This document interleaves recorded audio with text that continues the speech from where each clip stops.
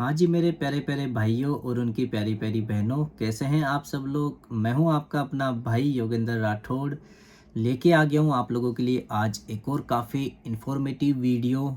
तो दोस्तों, आज के वीडियो में हम बात करेंगे ओईटी के राइटिंग मॉड्यूल के बारे में।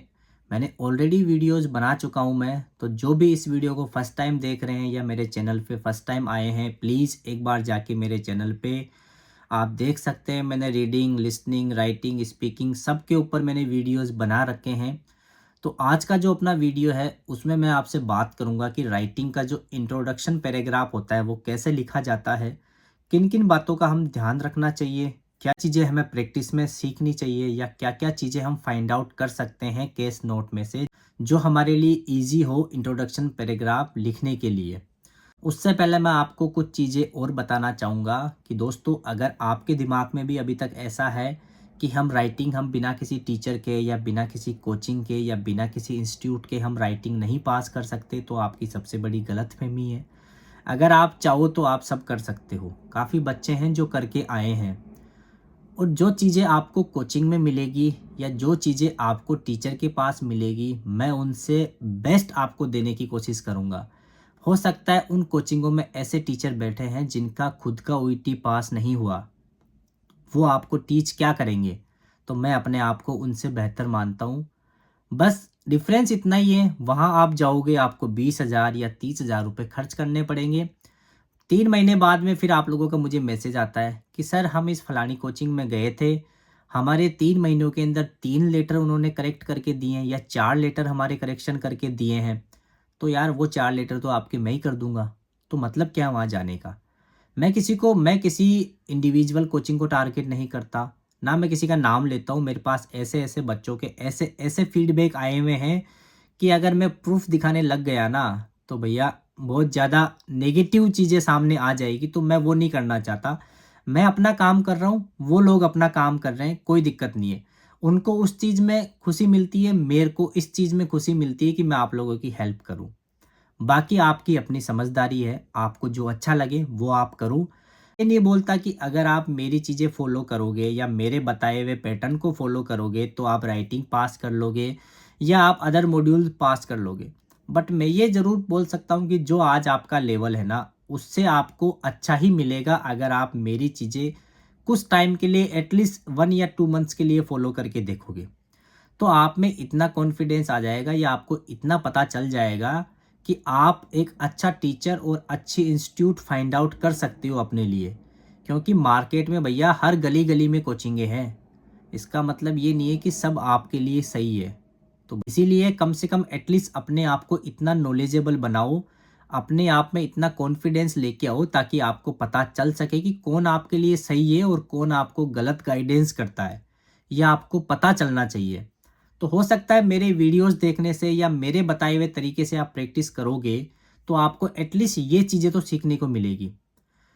बाकी आपके ऊपर है, आपकी किस्मत है, आप कितनी मेहनत करते हो, आप अपने आप को कितना टाइम देते हो, कितना आप सीरियस हो सकता है आप पास भी हो जाओ। काफ़ी बच्चे हैं मेरे जो मेरे बताए तरीके से फॉलो किया है। उनमें से कुछ बच्चे ऐसे हैं जो किसी एक मॉड्यूल में 1 नंबर से या 2 नंबर से रहे हैं। हो सकता है नेक्स्ट टाइम वो डेफिनेटली पास होंगे। मुझे लगता है कि मुझे वीडियो बनाना चाहिए। हो सकता है कुछ और लोगों को भी इससे हेल्प मिल सके। क्योंकि आप मान लो आप आज फ्रेशर हो, आप किसी कोचिंग में जाते हो, आपको ओईटी का ओई नहीं पता या आपको राइटिंग का डब्ल्यू ही नहीं आता, तो आप वहाँ जाओगे, आपके 10 या 20 दिन तो आपके ऐसे ही ख़राब हो जाएंगे। फिर आपको धीरे धीरे चीज़ें समझ में आने लगेगी, फिर आप लेटर लिखना स्टार्ट करोगे। तो आपको लगता है आप 10 दिन बाद में या 20 दिन बाद में जो लेटर लिखोगे वो सही होगा आपका? हो ही नहीं सकता।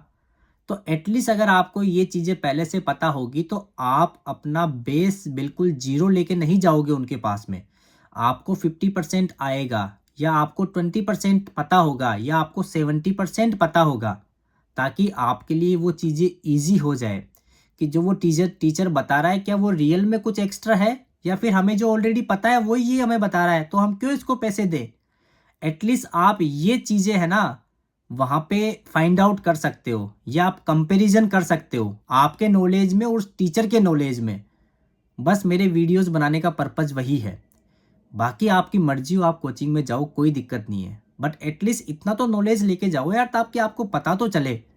एक तो आप वो 35,000 का एग्ज़ाम बुक करने के बाद आपको पता चलता है कि यार वो टीचर तो हमें कुछ पढ़ाया ही नहीं, उसका लेवल तो ऐसा था, ये उसने जो बताया वो तो हमारे एग्ज़ाम में ऐसा कुछ आया ही नहीं है। तो इसलिए अपने आप को उतना स्ट्रॉन्ग बना के जाओ, पहले अपने आप को उतना नॉलेजेबल बना के जाओ, वरना ये दुनिया बैठी है भैया पागल बनाने के लिए।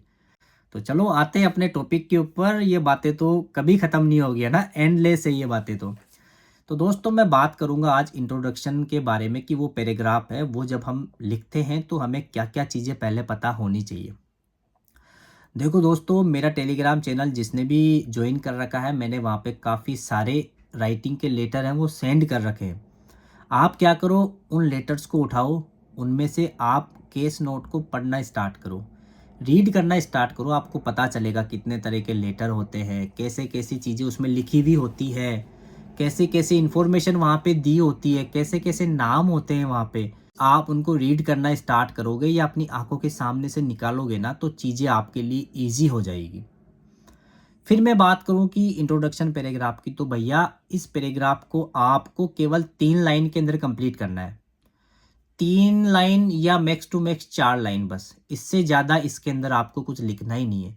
इसको एकदम सिंपल सोबर और जो काम की चीज़ है ना आपको वही लिखनी है। अब वो काम की चीज़ क्या है भैया, इसमें आपको 4 चीज़ें पता होनी चाहिए। सबसे पहले आपको ये पता होना चाहिए कि उस लेटर का टाइप क्या है। मतलब आपको रेफरल लेटर लिखना है, आपको डिस्चार्ज लेटर लिखना है, आपको ट्रांसफ़र लेटर लिखना है, या फिर कोई अदर टाइप का लेटर है। मेनली ये 3 लेटर्स ही होते हैं जो ज़्यादातर आते हैं एग्ज़ाम्स के अंदर।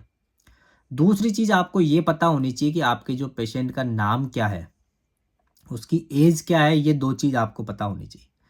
तीसरा मेरा पॉइंट आता है कि उस पेशेंट की जो प्रेजेंट कंप्लेन है या उसकी चीफ कंप्लेन है या उसका डायग्नोसिस है वो क्या है। मतलब आपने उसमें क्या फाइंड आउट किया है या उसको क्या ट्रीटमेंट आपने दिया है। लास्ट मेरा पॉइंट आता है पर्पस या रीज़न। वो जो लेटर लिखने का रीज़न क्या है या जिसको आप लेटर लिख रहे हो उसका पर्पस क्या है, क्या चीज़ आप उससे फर्दर कंटिन्यू करवाना चाहते हो।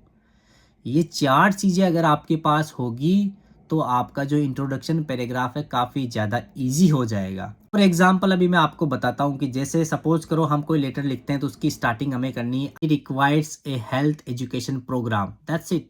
3 लाइनों में सब कुछ क्लियर हो गया। आपको पता चल गया किस टाइप का लेटर है, रेफरल लेटर है भैया, पेशेंट का नाम आपको पता है, उसकी क्या डायग्नोसिस है या चीफ कंप्लेन क्या है कि साहब हमने उसको डायबिटीज़ के लिए वो हमारे पास था, उसको हमने ट्रीटमेंट दिया। पर्पज़ क्या है, रीज़न क्या है लेटर लिखने का कि अब आप उसको हेल्थ एजुकेशन दो ताकि वो अपनी डाइट को कंट्रोल कर सके या अपनी मेडिकेशन कैसे लेनी है वो चीज़ें आप उसको बताओ आगे। हो गया अपना सिंपल सा इंट्रोडक्शन लेटर यार।